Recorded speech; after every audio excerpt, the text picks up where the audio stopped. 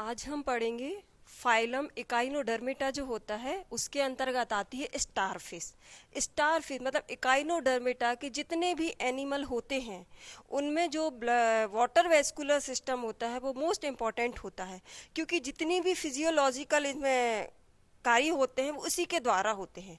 Water vascular जो system होता है वो हाइड्रोलिक प्रेशर की तरह कार्य करता है।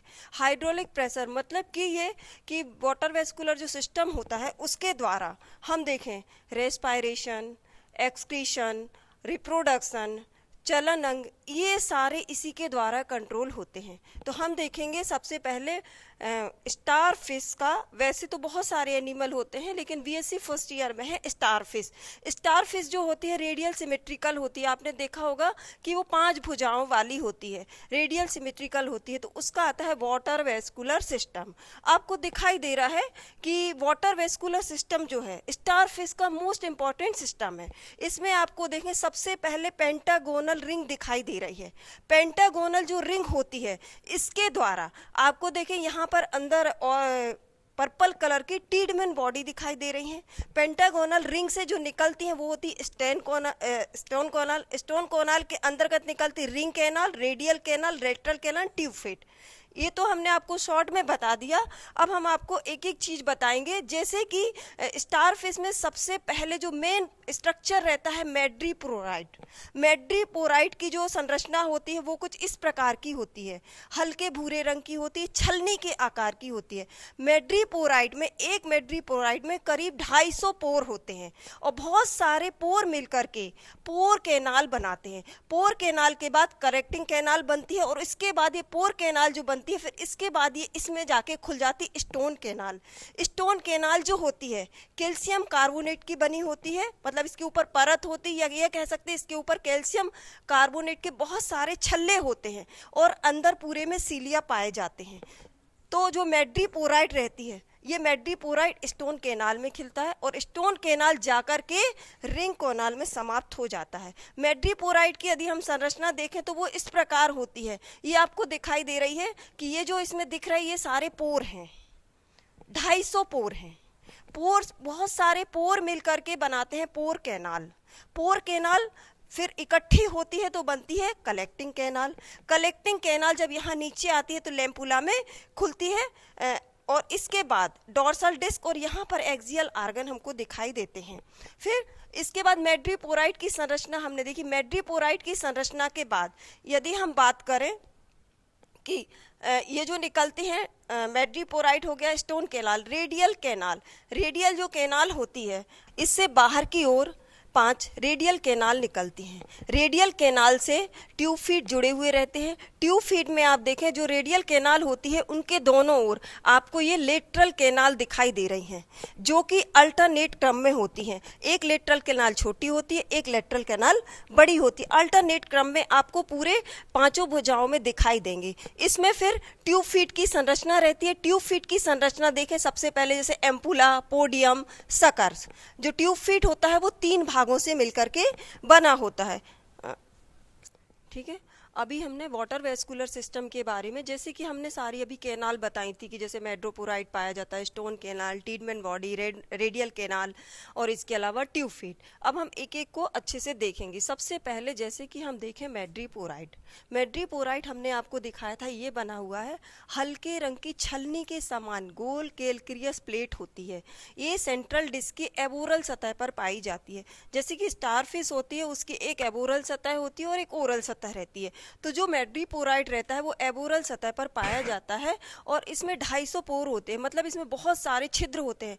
छिद्र का काम ये है कि जो समुद्र की धारा होती है या पानी होता है वो इसी के द्वारा अंदर होता है और जो वेस्ट मटेरियल होता है छलनी के द्वारा बाहर निकल जाता है और जो सही पानी होता है वो स्टोन कैनाल के अंदर चला जाता है।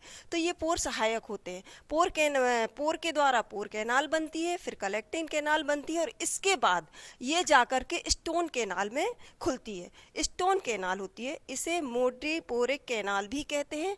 ये जो होती है आपको दिखाई दे रही कुछ एस आकार की होती है। इसका जो आकार होता है वो एस होता है और इसमें कैल्शियम कार्बोनेट के बहुत सारे छल्ले लगे रहते हैं। अंदर से आपको ये येलो कलर का दिख रहा है पूरी एपिथेलियम सेल्स, मतलब एपिथेलियम जो सेल्स है इसके द्वारा आस्तरित रहती है और सिलेटेड रहती है। समुद्री जलधारा जो है इसी के द्वारा अंदर आती है। अब जो स्टोन कैनाल है, स्टोन कैनाल यहाँ पर खुलती है रिंग कैनाल में। रिंग कैनाल जो है आपको दिख रही है 5 भुजाओं वाली होती है, मतलब इसमें 5 भुजाएं होती है। जैसे कि हमने बताया था मैड्रीपोराइड जो एबोरल सतह पर पाया जाता है, परंतु रिंग कैनाल 5 भुजाओं वाली होती है और ये ओरल सतह पर पाई जाती है। चूंकि इसमें ये एक रिंग के टाइप, मतलब एक रिंग बनाती है, इसके कारण इसको रिंग कैनाल कहते हैं। इसके बाद आती है टेडमेन बॉडी। टेडमेन बॉडी वैसे तो इनकी संख्या अलग होती है, एकाइनोडर्मेटा में किसी में 10 होती है, परंतु जो एस्टेरियस होता है या स्टारफिश होती है या इसको सितारा मछली बोलते हैं, इसमें इसकी संख्या 9 पाई जाती है। इसमें जो रेडियल होती है, जहां से ये लेटरल कैनाल या रेडियल कैनाल निकलते, इनके बीचों बीच आपको बनाए यहाँ पर 2, इसके बाद यहाँ पर 2, लेकिन जहाँ पर मैड्रीपोराइड निकलता है स्टेन कैनाल वहाँ पर 1 पाई जाती है। इस प्रकार से स्टारफिश में टेडमेन बॉडी की संख्या 9 होती है। टेडमेन वो जो बॉडी होती है भीतर से बिल्कुल खोखली होती है और बाहर इनमें पेरिटोनियम की बनी होती है, मतलब बाहर का जो कवर होता है वो पेरिटोनियम का बना होता है। इनके फंक्शन के बारे में देखें, वैसे तो टेडमेन बॉडी के कार्य के बारे में अभी तक ज्ञात नहीं है, लेकिन ऐसा माना जाता है कि ये फिल्टरिंग एपरेटस का काम करती हैं। इसके बाद आता है टेडमेन बॉडी के बाद आती है रेडियल कैनाल। रेडियल कैनाल जैसे कि रिंग कैनाल 5 भुज की होती है, वैसे ही रेडियल कैनाल जो होती है ये थी रिंग कैनाल अंदर वाली, रेडियल कैनाल है ये बाहर वाली। तो ये भी पेंटनगोलन 5 कोणों से 5 प्रकार की निकलती है और ये अंतिम सिरे तक फैलती। जैसे ये निकली पूरी रेडियल कैनाल, तो आपको इसमें हमने कम बताए हैं, इससे ज़्यादा भी ट्यूब फीट पाए जाते हैं, तो इनकी संख्या भी निश्चित नहीं है, तो ये ऊपर तक पूरे में फैली रहती है। तो ये हुई रेडियल कैनाल। जो रेडियल कैनाल है आगे लेटरल कैनाल में निकलती है। प्रत्येक भुजा से उसकी रेडियल कैनाल की संपूर्ण लंबाई में दोनों ओर सकरी लेटरल कैनाल हमको पंक्ति में दिखाई देती हैं, एक के बाद एक पंक्ति में लगी रहती हैं। उसके द्वारा इस कैनाल का दूसरा नाम पोडियल कैनाल भी कहते हैं। और ये जो कैनाल होती है लेटरल कैनाल, ये ट्यूब फीट में खुलती है। ट्यूब फीट की हम संरचना देखें तो आपको दिखाई दे रही है। ट्यूब फीट की संरचना के बारे में देखें, ट्यूब फीट जो है 3 भागों से मिलकर के बना है, एम्पुला, पोडियम और सकर। एम्पुला जो ऊपर आपको गोल संरचना दिखाई दे रही है फुग्गे के समान, ये एम्पुला कहलाती है। इसके बाद जो एम्पुला रहते हैं वो पोडियम में खुलते हैं, पोडियम जो नीचे सकर्स में खुलते हैं। सकर्स का जो काम रहता है कभी आधार से चिपकना हो, जैसे कि स्टारफिश को कहीं पे ऐसा लग रहा कि हमको यहाँ पर चिपकना है, तो ये सकर्स उसका कार्य करते हैं। और एम्पुला जो है फूले हुए रहते हैं, जब वाटर आता है तो फूलते हैं, पिचकते हैं। और जब साथ में पूरे ट्यूब फीट पूरी बॉडी को मतलब इकट्ठे सिकुड़ते हैं और फैलते हैं, तो ये चलन अंग का मुख्य रूप से कार्य करते हैं। फिर इसके बाद एम्पुला का जो वाटर रहता है पोडियम में आ जाता है, तो इस प्रकार ये कार्य करते रहते हैं। अब वाटर वेस्कुलर सिस्टम के हम फंक्शन की बात करें, हमने पहले ही बताया था कि जो वाटर वेस्कुलर सिस्टम होता है स्टारफिश का, वो हाइड्रोलिक प्रेशर मशीन की तरह कार्य करता है। मतलब इसकी जितनी भी फिजियोलॉजी क्रियाएं होती हैं वो इसी के द्वारा कंट्रोल होती हैं। जो वाटर वेस्कुलर सिस्टम होता है वो मुख्य रूप से चलन क्रिया में सहायक होता है, क्योंकि इसके जब सारे ट्यूब फीट जो होते हैं फैलते हैं, सिकुड़ते हैं, तो वो आगे बढ़ता है। दूसरा इसका कार्य होता है आधार से चिपकना।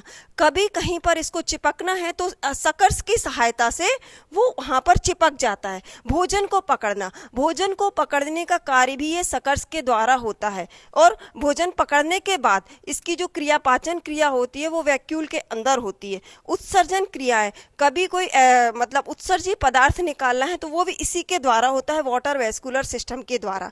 रेस्पिरेशन जो होता है वो बॉडी की सतह के द्वारा होता है। तो इस प्रकार प्रजनन भी वाटर वेस्कुलर सिस्टम की सहायता से ही होता है। तो इस प्रकार हम कह सकते हैं कि जो वाटर वेस्कुलर सिस्टम होता है वो हाइड्रोलिक प्रेशर मशीन की तरह कार्य करता है।